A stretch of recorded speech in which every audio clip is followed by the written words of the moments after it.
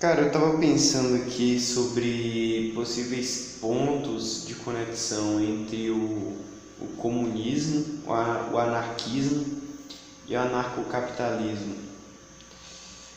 Esses pontos são os seguintes. Vamos lá. Como seria o comunismo? O comunismo teria várias etapas até chegar ao ponto de comum. O ponto final que seria o comunismo, né? Saindo do capitalismo para o socialismo, do socialismo para o estado final, que é o comunismo. Mas esse comunismo, eu já ouvi pessoas falando que uns falam que não teria como saber como seria verdadeiramente, porque é um processo dialético e de transformação.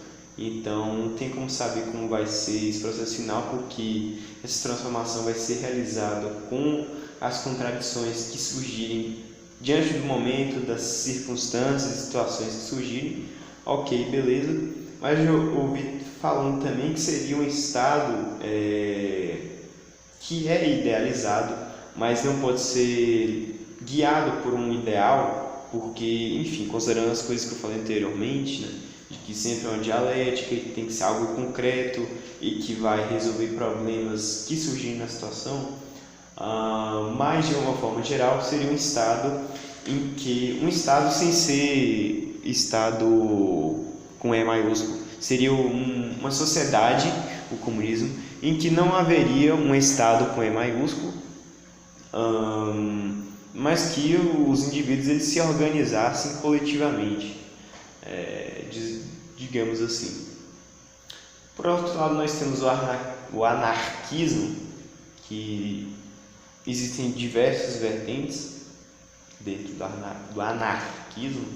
Uma delas é o anarcocomunismo, vamos dizer assim, em que, em resumo, pelos meus escassos conhecimentos sobre o assunto, não haveria esse período de transição do socialismo a partir do capitalismo para o comunismo. Seria uma transição direta, até porque esse socialismo existiria um estado ainda, e se os comunistas eles, digamos assim, dominassem o estado, eles se tornariam parte da classe dominante a partir do momento que estariam no poder, né? E basicamente foi isso que aconteceu com o Stalin, com a União Soviética, e é algo que pode ser criticado em qualquer projeto de revolução comunista em que há um forte Estado que quer ser estabelecido sobre a sociedade para poder fazer uma transição para o comunismo. Isso é algo que sempre deve ser questionado dentro de uma lógica que você é comunista. Por exemplo, você vai confiar nos caras só porque eles têm a mesma ideia que você? Você não vai desconfiar que eles vão se desvirtuar ou que as suas verdadeiras intenções são outras? Ou que, independentemente do que eles acreditam, e a partir do momento que eles estejam no poder e tenham um poder absoluto, de uma hora para outra, como no livro, né, 1984, eu acho que é isso, de George Orwell. Não, a Revolução dos Bichos, perdão. Também esse outro livro do Orwell também retrata isso. Não vai acontecer algo nesse sentido. Enfim, é algo para se questionar. Caramba, agora eu me perdi. Sim, enfim. Ou seja, o que idealmente deve acontecer é que, por exemplo, na questão lá de Marx, em que os operários eles têm que ter a consciência de classe, os próprios operários eles têm que despertar por si mesmos e de uma forma autônoma e organizada entre si essa consciência de classe. Essa consciência de classe não pode ser representada por outra classe. Ou seja, quem realmente deve fazer a revolução são os operários, e trazendo para uma realidade mais atual, são os trabalhadores de uma forma geral, ou de uma forma mais geral ainda, os oprimidos. Os oprimidos, de uma forma geral, devem, por si mesmos e por si próprios, sem uma representação, se organizarem e se reconhecerem como a força que realmente comanda a sociedade, pois sem eles a sociedade não seria o que é, sem o consentimento deles e sem a sua, digamos assim, sem a sua cumplicidade. Então, não deve haver um poder representativo. Não faz sentido ter isso. E não faz sentido ter uma classe diretória ou diretora da sociedade para a revolução. Pois a própria sociedade, a própria base que sustenta a sociedade, ou seja, os trabalhadores, os oprimidos, etc., etc., devem, por si próprios, alcançar essa consciência de classe e a luta e transformar a sociedade e, por meio de discussões, diálogos, estratégias, e construir uma nova sociedade. Então nós temos uma nova perspectiva de socialismo em que essa grande transição da sociedade atual capitalista para uma nova lógica comunística, ou comunista, agora me inventou uma palavra, não vai ser algo de uma hora para outra, né? Vai ser algo meio gradual, em que vai ter diversas adaptações, mas quem está realmente provocando os movimentos sociais é o povo que estaria em um extremo turbilhão de pensamentos, ideias, discussões,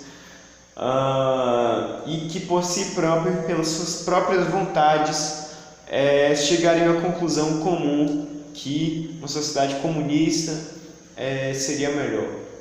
E um grande clichê do comunismo é que vai haver uma abolição da propriedade privada dos meios de produção.